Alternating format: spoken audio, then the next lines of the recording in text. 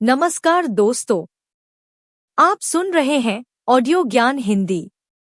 आज हम लेकर आए हैं महान लेखक मुंशी प्रेमचंद की एक बेहद मार्मिक और दिल को छू लेने वाली कहानी, गिला।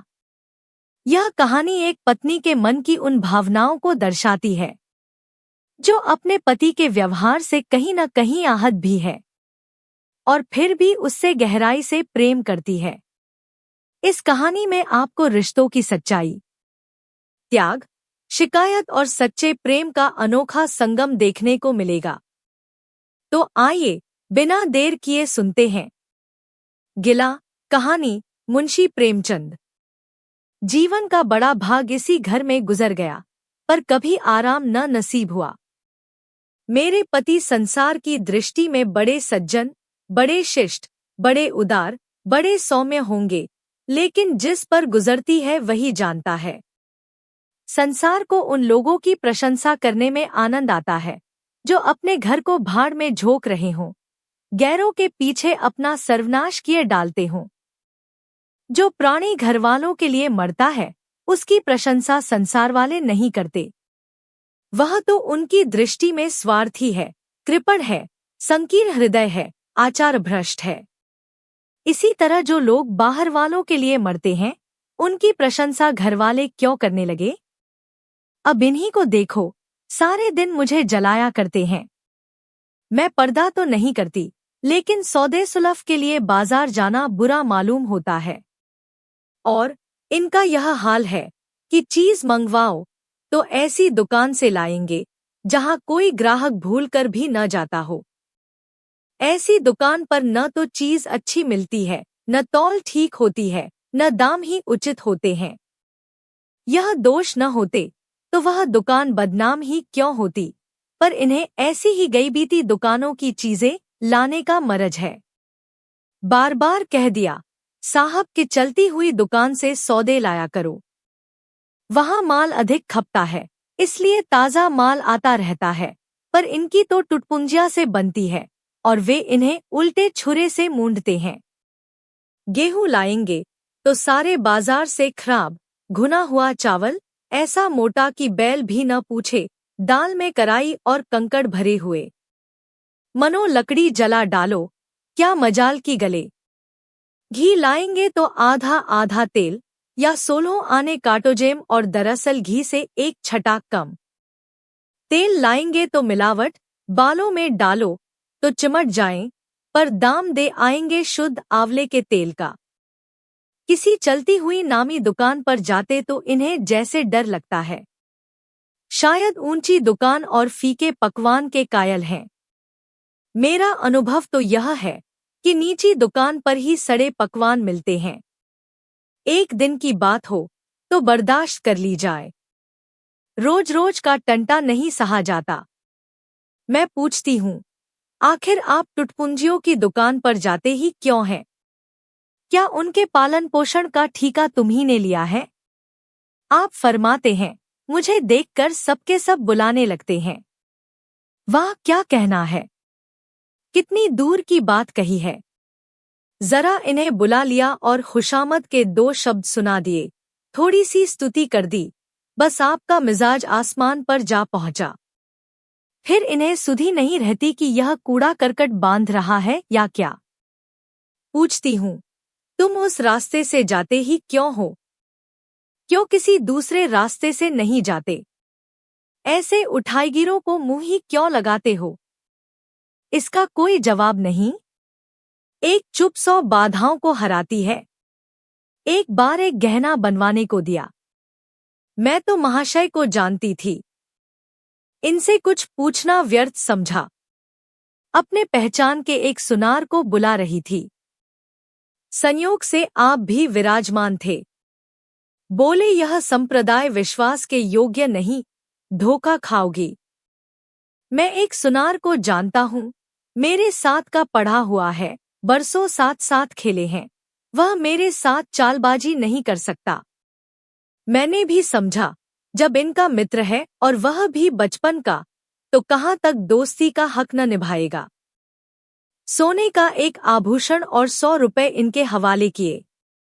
इस भलेमानस ने वह आभूषण और रुपए न जाने किस बेईमान को दे दिए कि बरसों के झंझट के बाद जब चीज बनकर आई तो 8 आने ताबा और इतनी भद्दी की देखकर घिन लगती थी। बरसों की अभिलाषा धूल में मिल गई, रो पीट कर बैठ रही। ऐसे ऐसे वफादार तो इनके मित्र हैं जिन्हें मित्र की गर्दन पर छुरी फेरने पर भी संकोच नहीं। इनकी दोस्ती भी उन्हीं लोगों से है जो जमाने भर के जट्टू, गिरहकट, लंगोटी में फाक खेलने वाले फाकेमस्त हैं, जिनका उद्यम ही इन जैसे आंख के अंधों से दोस्ती गांठना है। नित्य ही एक न एक महाशय उधार मांगने के लिए सिर पर सवार रहते हैं और बिना लिए गला नहीं छोड़ते, मगर ऐसा कभी न हुआ कि किसी ने रुपए चुकाए हों। आदमी एक बार खोकर सीखता है, 2 बार खोकर सीखता है, किंतु यह भलेमानस 1000 बार खोकर भी नहीं सीखते। जब कहती हूँ रुपए तो दे आए, अब मांग क्यों नहीं लाते? क्या मर गए तुम्हारे वह दोस्त? तो बस बगले झांक कर रह जाते हैं। आपसे मित्रों को सूखा जवाब नहीं दिया जाता। खैर, सूखा जवाब न दो। मैं भी नहीं कहती कि दोस्तों से बेमुरौवती करो, मगर चिकनी चुपड़ी बातें तो बना सकते हो, बहाने तो कर सकते हो। किसी मित्र ने रुपए मांगे और आपके सिर पर बोझ पड़ा, बेचारे कैसे इनकार करें? आखिर लोग जान जाएंगे कि नहीं कि यह महाशय भी खुक्खल ही है। इनकी हविस यह है कि दुनिया इन्हें संपन्न समझती रहे, चाहे मेरे गहने ही क्यों न गिरो रखने पड़े। सच कहती हूँ, कभी कभी तो एक एक पैसे की तंगी हो जाती है और इन भले आदमी को रुपए जैसे घर में काटते हैं। जब तक रुपए के वारेन्यारे न कर लें, इन्हें चैन नहीं। इनके करतूत कहाँ तक गाऊं?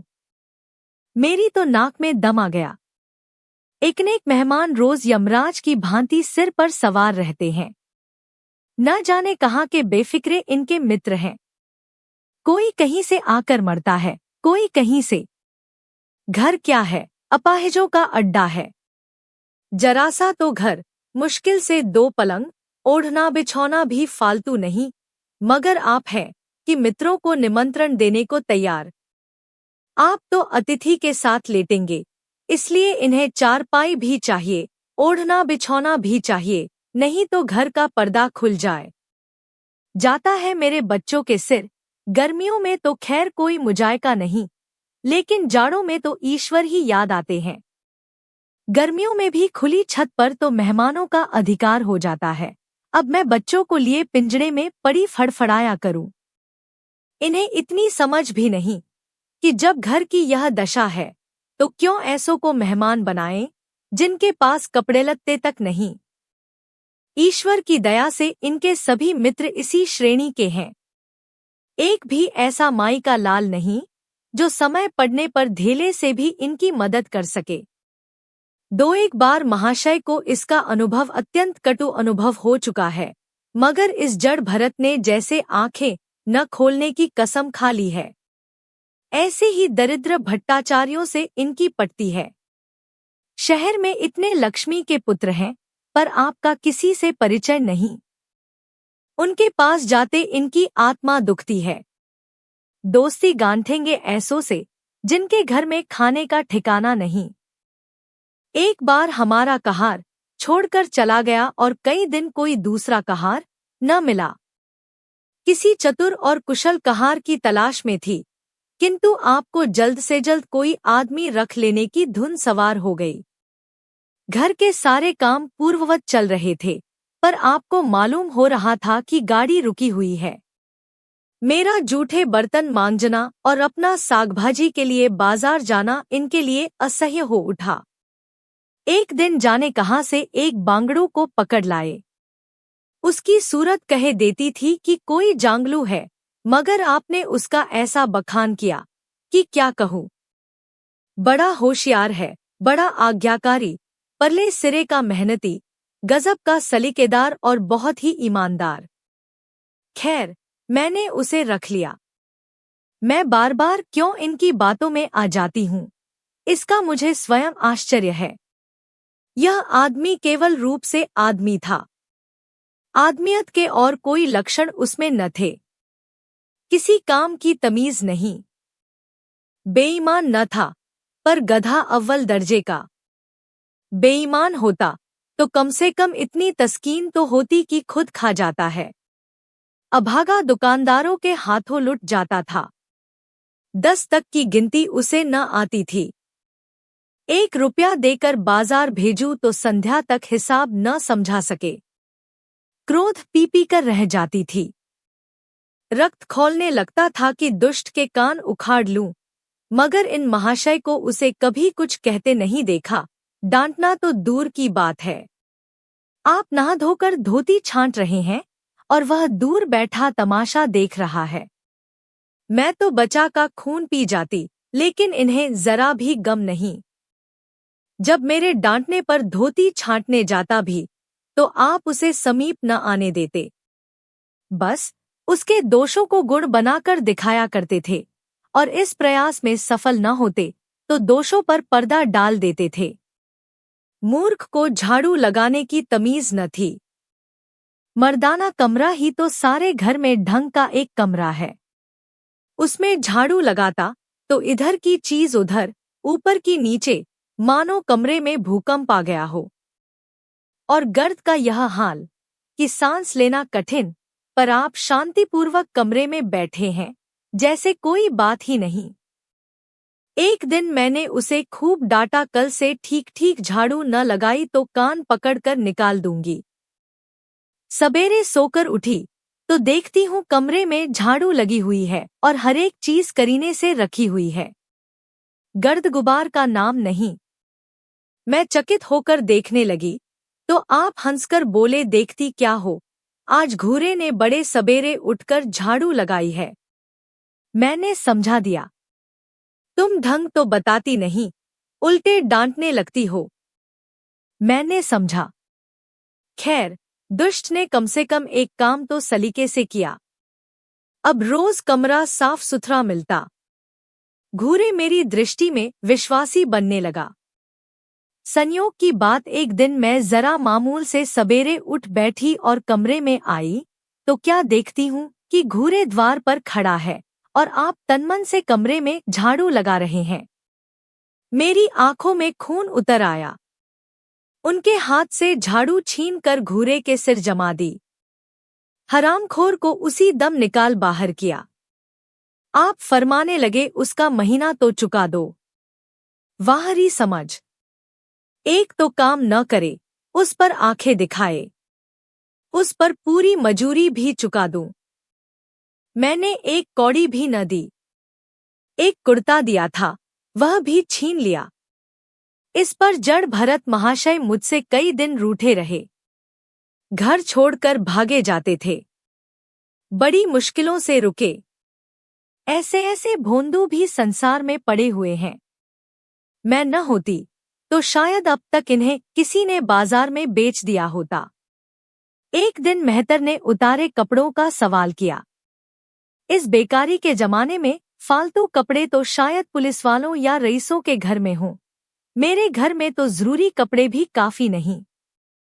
आपका वस्त्रालय एक बक्ची में आ जाएगा, जो डाक के पार्सल से कहीं भेजा जा सकता है। फिर इस साल जाड़ों के कपड़े बनवाने की नौबत न आई।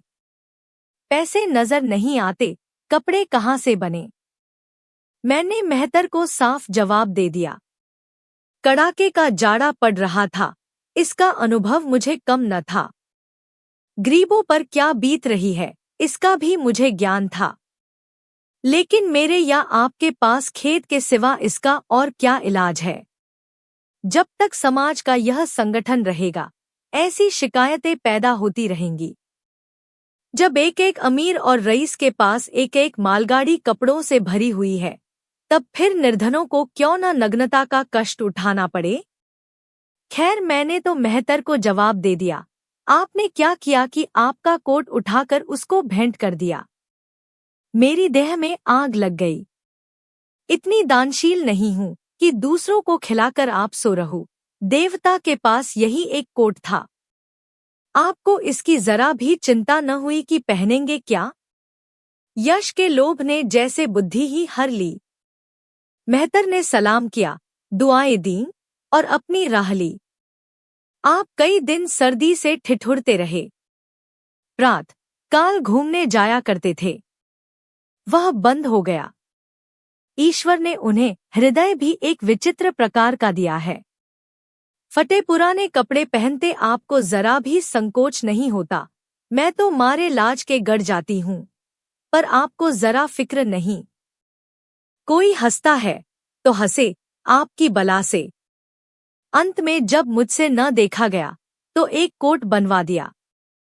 जी तो जलता था कि खूब सर्दी खाने दूं, पर डरी कि कहीं बीमार पड़ जाएं तो और बुरा हो। आखिर काम तो उन्हीं को करना है। महाशय अपने दिल में समझते होंगे मैं कितना विनीत, कितना परोपकारी हूँ। शायद इन्हें इन बातों का गर्व हो। मैं इन्हें परोपकारी नहीं समझती, न विनीत ही समझती हूँ। यह जड़ता है, सीधी सादी निरीहता। जिस मेहतर को आपने अपना कोट दिया, उसे मैंने कई बार रात को शराब के नशे में मस्त झूमता देखा है और आपको दिखा भी दिया है। फिर दूसरों की विवेकहीनता की पुरौती हम क्यों करें? अगर आप विनीत और परोपकारी होते तो घरवालों के प्रति भी तो आपके मन में कुछ उदारता होती। या सारी उदारता बाहर वालों ही के लिए सुरक्षित है? घरवालों को उसका अल्पांश भी न मिलना चाहिए? मेरी इतनी अवस्था बीत गई, पर इस भले आदमी ने कभी अपने हाथों से मुझे एक उपहार भी न दिया। बेशक मैं जो चीज बाजार से मंगवाऊं, उसे लाने में इन्हें जरा भी आपत्ति नहीं, बिल्कुल उज्र नहीं, मगर रुपए मैं दे दूं, यह शर्त है। इन्हें खुद कभी यह उमंग नहीं होती। यह मैं मानती हूँ कि बेचारे अपने लिए भी कुछ नहीं लाते। मैं जो कुछ मंगवा दूं, उसी पर संतुष्ट हो जाते हैं, मगर आखिर आदमी कभी कभी शौक की चीजें चाहता ही है। अन्य पुरुषों को देखती हूँ, स्त्री के लिए तरह तरह के गहने, भांति भांति के कपड़े, शौक सिंगार की वस्तुएं लाते रहते हैं। यहाँ इस व्यवहार का निषेध है। बच्चों के लिए भी मिठाइयाँ, खिलौने, बाजे शायद जीवन में एक बार भी न लाए हों। शपथ भी खाली है, इसलिए मैं तो इन्हें कृपण कहूंगी, अरसिक कहूंगी, हृदय शून्य कहूंगी, उदार नहीं कह सकती। दूसरों के साथ इनका जो सेवाभाव है, उसका कारण है इनका यशलोभ और व्यावहारिक अज्ञानता। आपके विनय का यह हाल है कि जिस दफ्तर में आप नौकर हैं, उसके किसी अधिकारी से आपका मिलजोल नहीं। अफसरों को सलाम करना तो आपकी नीति के विरुद्ध है, नजर या डाली तो दूर की बात है। और तो और कभी किसी अफसर के घर नहीं जाते। इसका खामियाजा आप न उठाएं तो कौन उठाए? औरों को रियायती छुट्टियां मिलती हैं, आपका वेतन कटता है, औरों की तरक्कियां होती हैं, आपको कोई पूछता भी नहीं। हाजिरी में 5 मिनट की भी देर हो जाए तो जवाब पूछा जाता है। बेचारे जी तोड़कर काम करते हैं, कोई बड़ा कठिन काम आ जाता है तो इन्हीं के सिर मढ़ा जाता है, इन्हें जरा भी आपत्ति नहीं। दफ्तर में इन्हें घिस्सू, पिस्सू आदि उपाधियां मिली हुई हैं, मगर पड़ाव कितना ही बड़ा मारे, इनके भाग्य में वही सूखी घास लिखी है। यह विनय नहीं है, स्वाधीन मनोवृत्ति भी नहीं है, मैं तो इसे समयचातुरी का अभाव कहती हूँ, व्यावहारिक ज्ञान की क्षति कहती हूँ। आखिर कोई अफसर आपसे क्यों प्रसन्न हो? इसलिए कि आप बड़े मेहनती हैं। दुनिया का काम मुरवत और रवादारी से चलता है। अगर हम किसी से खिंचे रहें तो कोई कारण नहीं कि वह भी हमसे न खिंचा रहे। फिर जब मन में क्षोभ होता है तो वह दफ्तरी व्यवहारों में भी प्रकट हो ही जाता है। जो मातहत अफसर को प्रसन्न रखने की चेष्टा करता है, जिसकी जात से अफसर का कोई व्यक्तिगत उपकार होता है, जिस पर वह विश्वास कर सकता है, उसका लिहाज वह स्वभावत करता है। ऐसे सिरागियों से क्यों किसी को सहानुभूति होने लगी? अफसर भी तो मनुष्य है। उसके हृदय में जो सम्मान और विशिष्टता की कामना है, वह कहाँ पूरी हो? जब अधीनस्थ कर्मचारी ही उससे फिरंट रहें, तो क्या उसके अफसर उसे सलाम करने आएंगे? आपने जहां नौकरी की, वहां से निकाले गए। कभी किसी दफ्तर में 2-3 साल से ज्यादा न टिके। या तो अफसर से लड़ गए, या कार्याधिक्य के कारण छोड़ बैठे। आपको कुटुंब सेवा का दावा है। आपके कई भाई भतीजे होते हैं, वह कभी इनकी बात भी नहीं पूछते, आप बराबर उनका मुंह ताकते रहते हैं। इनके एक भाई साहब आजकल तहसीलदार हैं। घर की मिल्कियत उन्हीं की निगरानी में है। वह ठाठ से रहते हैं। मोटर रख ली है, कई नौकर चाकर हैं, मगर यहाँ भूले से भी पत्र नहीं लिखते। एक बार हमें रुपए की बड़ी तंगी हुई। मैंने कहा, अपने भ्राताजी से क्यों नहीं मांग लेते? कहने लगे, उन्हें क्यों चिंता में डालूं? उन्हें भी तो अपना खर्च है। कौन सी ऐसी बचत हो जाती होगी? जब मैंने बहुत मजबूर किया, तो आपने पत्र लिखा। मालूम नहीं पत्र में क्या लिखा। पत्र लिखा या मुझे चकमा दे दिया। रुपए न आने थे, न आए। कई दिनों के बाद मैंने पूछा, कुछ जवाब आया श्रीमान के भाई साहब के दरबार से? आपने रुष्ट होकर कहा, अभी केवल 1 सप्ताह तो खत पहुँचे हुए, अभी क्या जवाब आ सकता है? 1 सप्ताह और गुजरा, मगर जवाब नदारद। अब आपका यह हाल है कि मुझे कुछ बातचीत करने का अवसर ही नहीं देते। इतने प्रसन्नचित्त नजर आते हैं कि क्या कहूँ। बाहर से आते हैं तो खुश खुश, कोई न कोई शिगुफा लिए हुए। मेरी खुशामद भी खूब हो रही है, मेरे मैके वालों की प्रशंसा भी हो रही है, मेरे गृह प्रबंध का बखान भी असाधारण रीति से किया जा रहा है। मैं इस महाशय की चाल समझ रही थी।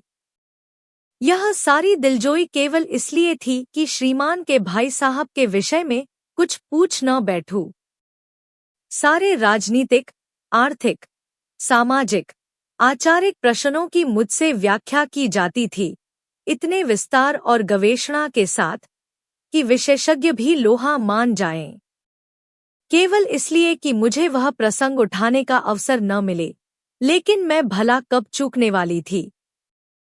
जब पूरे 2 सप्ताह गुजर गए और बीमे के रुपए भेजने की मिति मौत की तरह सिर पर सवार हो गई, तो मैंने पूछा, क्या हुआ? तुम्हारे भाई साहब ने श्रीमुख से कुछ फरमाया या अभी तक पत्र नहीं पहुंचा? आखिर घर की जायदाद में हमारा भी कुछ हिस्सा है या नहीं? या हम किसी लौंडीदासी की संतान हैं? 500 रुपए साल का नफा तो 10 साल पहले था, अब तो 1000 से कम न होगा, पर हमें कभी एक कानी कौड़ी भी नहीं मिली। मोटे हिसाब से हमें 2000 मिलना चाहिए। 2000 न हो, 1000 हो, 500 हो, 250 हो, कुछ न हो तो बीमा के प्रीमियम भर के तो हो। तहसीलदार साहब की आमदनी हमारी आमदनी की चौगुनी है, रिश्वतें भी लेते हैं, तो फिर हमारे रुपए क्यों नहीं देते? आप हैं? हाँ करने लगे। कहने लगे, वह बेचारे घर की मरम्मत करवाते हैं, बंधुबांधवों का स्वागत सत्कार करते हैं, नातेदारियों में भेंट भांट भेजते हैं, और कहाँ से लावे जो हमारे पास भेजें? वाह री बुद्धि! मानो जायदाद इसीलिए होती है कि उसकी कमाई उसी में खर्च हो जाए। इस भले आदमी को बहाने गढ़ने भी नहीं आते। मुझसे पूछते, मैं एक नहीं 1000 बता देती, एक से एक बढ़कर कह देते, घर में आग लग गई, सब कुछ स्वाहा हो गया था, या चोरी हो गई, तिनका तक न बचा, या 10,000 का अनाज भरा था, उसमें घाटा रहा, या किसी से फौजदारी हो गई, उसमें दिवाला पीट गया। आपको सूझी भी तो लचर सी बात। तकदीर ठोंक कर बैठ रही।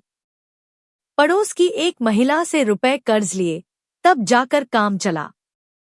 फिर भी आप भाई भतीजों की तारीफ के पुल बांधते हैं, तो मेरे शरीर में आग लग जाती है।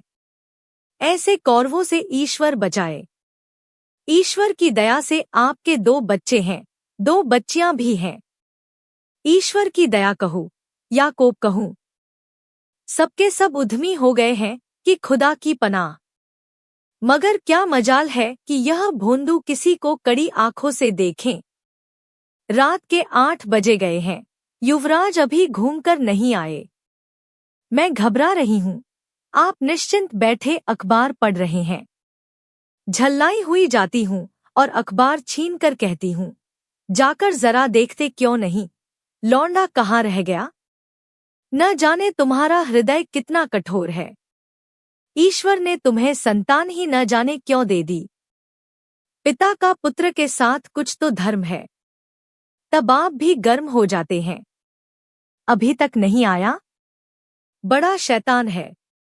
आज बचा आते हैं तो कान उखाड़ लेता हूँ। मारे हंटरों के खाल उधेड़कर रख दूंगा। यूं बिगड़कर तैश के साथ आप उसे खोजने निकलते हैं। संयोग की बात, आप उधर जाते हैं, इधर लड़का आ जाता है। मैं पूछती हूँ, तू किधर से आ गया? तुझे वह ढूंढने गए हुए हैं। देखना आज कैसी मरम्मत होती है। यह आदत ही छूट जाएगी। दांत पीस रहे थे। आते ही होंगे। छड़ी भी उनके हाथ में है। तुम इतने मन के हो गए हो कि बात नहीं सुनते। आज आटे दाल का भाव मालूम होगा।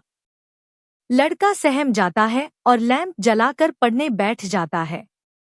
महाशय जी 2-2.5 घंटे के बाद लौटते हैं, हैरान, परेशान और बदहवास। घर में पांव रखते ही पूछते हैं, आया कि नहीं?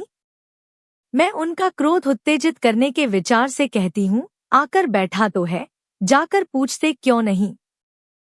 पूछकर हार गई। कहाँ गया था? कुछ बोलता ही नहीं। आप गरज कर कहते हैं, मन्नू यहाँ आओ। लड़का थर-थर कांपता हुआ आकर आंगन में खड़ा हो जाता है। दोनों बच्चियां घर में छिप जाती हैं कि कोई बड़ा भयंकर कांड होने वाला है। छोटा बच्चा खिड़की से चूहे की तरह झांक रहा है। आप क्रोध से बौखलाए हुए हैं। हाथ में छड़ी है ही। मैं भी वह क्रोधोन्मत्त आकृति देखकर पछताने लगती हूँ कि कहाँ से इनसे शिकायत की। आप लड़के के पास जाते हैं, मगर छड़ी जमाने के बदले आहिस्ते से उसके कंधों पर हाथ रखकर बनावटी क्रोध से कहते हैं, तुम कहाँ गए थे जी? मना किया जाता है, मानते नहीं हो। खबरदार, जो अब कभी इतनी देर होगी। आदमी शाम को घर चला आता है या मटर गश्ती करता है। मैं समझ रही हूँ कि यह भूमिका है। विषय अब आएगा। भूमिका तो बुरी नहीं, लेकिन यहाँ तो भूमिका पर इति हो जाती है। बस, आपका क्रोध शांत हो गया। बिल्कुल जैसे क्वार की घटा घेरघार हुआ, काले बादल आए, गड़गड़ाहट हुई और गिरी क्या 4 बूंदें। लड़का अपने कमरे में चला जाता है और शायद खुशी से नाचने लगता है। मैं पराभूत होकर कहती हूँ, तुम तो जैसे डर गए। भला 2-4 तमाचे तो लगाए होते। इसी तरह तो लड़के शेर हो जाते हैं। आप फरमाते हैं, तुमने सुना नहीं, मैंने कितने जोर से डांटा। बचा की जान ही निकल गई होगी। देख लेना, जो फिर कभी देर में आए। तुमने डांटा तो नहीं? हाँ, आंसू पोंछ दिए। तुमने मेरी डांट सुनी नहीं? क्या कहना है आपकी डांट का? लोगों के कान बहरे हो गए। लाओ, तुम्हारा गला सहला दूं। आपने एक नया सिद्धांत निकाला है कि दंड देने से लड़के खराब हो जाते हैं। आपके विचार से लड़कों को आजाद रहना चाहिए। उन पर किसी तरह का बंधन, शासन या दबाव न होना चाहिए। आपके मत से शासन बालकों के मानसिक विकास में बाधक होता है। इसी का यह फल है कि लड़के बेनकेल के ऊंट बने हुए हैं। कोई 1 मिनट भी किताब खोलकर नहीं बैठता। कभी गुल्ली डंडा है, कभी गोलियां, कभी कनकोवे। श्रीमान भी लड़कों के साथ खेलते हैं। 40 साल की उम्र और लड़कपन इतना। मेरे पिताजी के सामने मजाल थी कि कोई लड़का कनकोवा उड़ा ले या गुल्ली डंडा खेल सके। खून पी जाते। प्रात काल से लड़कों को लेकर बैठ जाते थे। स्कूल से ज्यों ही लड़के आते, फिर ले बैठते थे। बस संध्या समय आधा घंटे की छुट्टी देते थे। रात को फिर जोत देते। यह नहीं कि आप तो अखबार पढ़ा करें और लड़के गलीगली भटकते फिरें। कभी कभी आप सींग कटाकर बछड़े बन जाते हैं। लड़कों के साथ ताश खेलने बैठा करते हैं। ऐसे बाप का भला लड़कों पर क्या रोब हो सकता है? पिताजी के सामने मेरे भाई सीधे ताक नहीं सकते थे। उनकी आवाज सुनते ही तहलका मच जाता था। उन्होंने घर में कदम रखा और शांति का साम्राज्य हुआ। उसके सम्मुख जाते लड़कों के प्राण सूखते थे। उसी शासन की यह बरकत है कि सभी लड़के अच्छे अच्छे पदों पर पहुंच गए। हाँ, स्वास्थ्य किसी का अच्छा नहीं है तो पिताजी ही का स्वास्थ्य कौन बड़ा अच्छा था। बेचारे हमेशा किसी न किसी औषधि का सेवन करते रहते थे। और क्या कहूँ, एक दिन तो हद ही हो गई। श्रीमान जी लड़कों को कनकौवा उड़ाने की शिक्षा दे रहे थे। यो घुमाओ, यो गोता दो, यो खींचो, यो ढील दो। ऐसा तनमन से सिखा रहे थे मानो गुरुमंत्र दे रहे हों। उस दिन मैंने इनकी ऐसी खबर ली कि याद करते होंगे तुम कौन होते हो, मेरे बच्चों को बिगाड़ने वाले। तुम्हें घर से कोई मतलब नहीं है, न हो, लेकिन आप मेरे बच्चों को खराब न कीजिए। बुरी बुरी आदतें न सिखाइए। आप उन्हें सुधार नहीं सकते तो कम से कम बिगाड़िए मत। लगे बगले झांकने। मैं चाहती हूँ एक बार यह भी गरम पड़े तो अपना चंडी रूप दिखाऊं, पर यह इतना जल्द दब जाते हैं कि मैं हार जाती हूँ। पिताजी किसी लड़के को मिलितमाशे न ले जाते थे। लड़का सिर पटककर मर जाए मगर जरा भी न पसीजते थे। और इन महात्मा जी का यह हाल है कि एक एक से पूछकर मेले ले जाते हैं। चलो चलो, वहाँ बड़ी बहार है, खूब आतिशबाजियां छूटेंगी, गुब्बारे उड़ेंगे, विलायती चरखियां भी हैं, उन पर मजे से बैठना। और तो और, आप लड़कों को हॉकी खेलने से भी नहीं रोकते। यह अंग्रेजी खेल भी कितने जानलेवा होते हैं। क्रिकेट, फुटबॉल, हॉकी एक से एक घातक। गेंद लग जाए तो जान लेकर ही छोड़े, पर आपको इन सभी खेलों से प्रेम है। कोई लड़का मैच में जीत कर आ जाता है तो ऐसे फूल उठते हैं मानो किला जीत कर आया हो।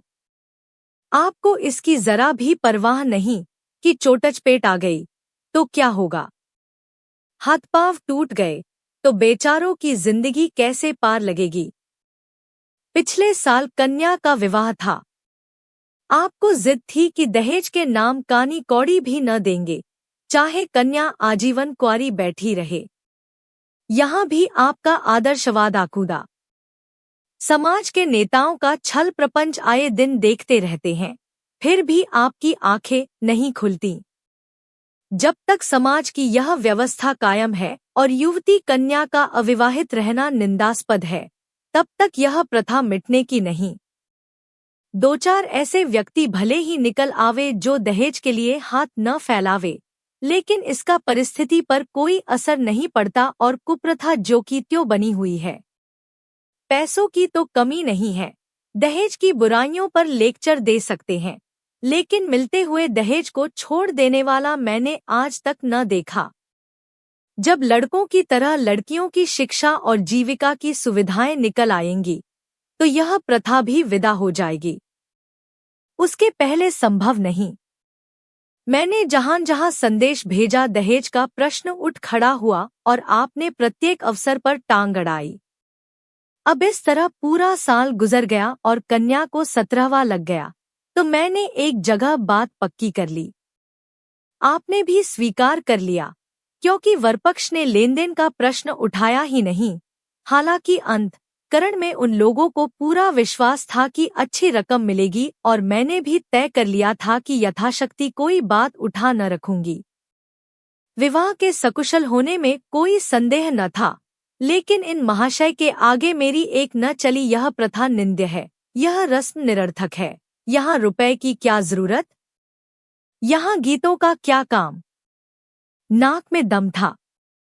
यह क्यों, वह क्यों, यह तो साफ दहेज है। तुमने मेरे मुंह में कालिख लगा दी, मेरी आबरू मिटा दी।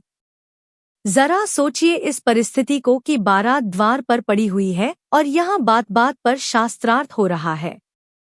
विवाह का मुहूर्त आधी रात के बाद था। प्रथानुसार मैंने व्रत रखा, किंतु आपकी टेक थी कि व्रत की कोई जरूरत नहीं। जब लड़के के माता पिता व्रत नहीं रखते, जब लड़का तक व्रत नहीं रखता, तो कन्या पक्ष वाले ही व्रत क्यों रखें? मैं और सारा खानदान मना करता रहा, लेकिन आपने नाश्ता किया, भोजन किया। खैर, कन्यादान का मुहूर्त आया। आप सदैव से इस प्रथा के विरोधी हैं। आप इसे निषिद्ध समझते हैं। कन्या क्या दान की वस्तु है? दान रुपए पैसे जगह जमीन का हो सकता है, पशुदान भी होता है, लेकिन लड़की का दान एक लचर सी बात है। कितना समझाती हूँ, पुरानी प्रथा है, वेदकाल से होती चली आई है, शास्त्रों में इसकी व्यवस्था है। संबंधी समझा रहे हैं, पंडित समझा रहे हैं, पर आप हैं कि कान पर जूं नहीं रेंगती। हाथ जोड़ती हूँ, पैरों पड़ती हूँ, गिड़गिड़ाती हूँ, लेकिन मंडप के नीचे न गए। और मजा यह है कि आपने ही तो यह अनर्थ किया और आप ही मुझसे रूठ गए। विवाह के पश्चात महीनों बोलचाल न रही। झक मारकर मुझी को मानना पड़ा। किंतु सबसे बड़ी विडंबना यह है कि इन सारे दुर्गुणों के होते हुए भी मैं इनसे एक दिन भी पृथक नहीं रह सकती, एक क्षण का वियोग नहीं सह सकती। इन सारे दोषों पर भी मुझे इनसे प्रगाढ़ प्रेम है।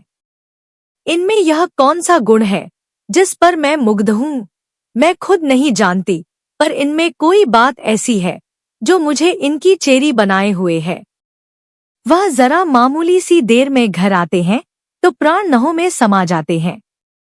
आज यदि विधाता इनके बदले मुझे कोई विद्या और बुद्धि का पुतला, रूप और धन का देवता भी दे, तो मैं उसकी ओर आंखें उठाकर न देखूं। यह धर्म की बेड़ी नहीं है, कदापि नहीं। प्रथागत पतिव्रत भी नहीं, बल्कि हम दोनों की प्रकृति में कुछ ऐसी क्षमताएं, कुछ व्यवस्थाएं उत्पन्न हो गई हैं, मानो किसी मशीन के कलपुर्जे घिसघिसाकर फिट हो गए हों, और एक पुर्जे की जगह दूसरा पुर्जा काम न दे सके, चाहे वह पहले से कितना ही सुडौल, नया और सुदृढ़ क्यों न हो। जाने हुए रास्ते से हमने शंख आंखें बंद किए जाते हैं, उसके ऊंच नीच, मोड़ और घुमाव सब हमारी आंखों में समाये हुए हैं। अनजान रास्ते पर चलना कितना कष्टप्रद होगा। शायद आज मैं इनके दोषों को गुणों से बदलने पर भी तैयार न होंगी। तो दोस्तों, यह थी मुंशी प्रेमचंद की भावनाओं से भरपूर कहानी गिला। इस कहानी ने हमें यह सिखाया कि रिश्तों में शिकायतें तो होती हैं, लेकिन सच्चा प्रेम उन शिकायतों से कहीं बड़ा होता है। अगर आपको यह कहानी पसंद आई हो तो वीडियो को लाइक करें, अपने दोस्तों के साथ शेयर करें, और ऐसे ही बेहतरीन हिंदी कहानियों के लिए हमारे चैनल ऑडियो ज्ञान हिंदी को सब्सक्राइब जरूर करें। धन्यवाद। फिर मिलेंगे एक नई कहानी के साथ।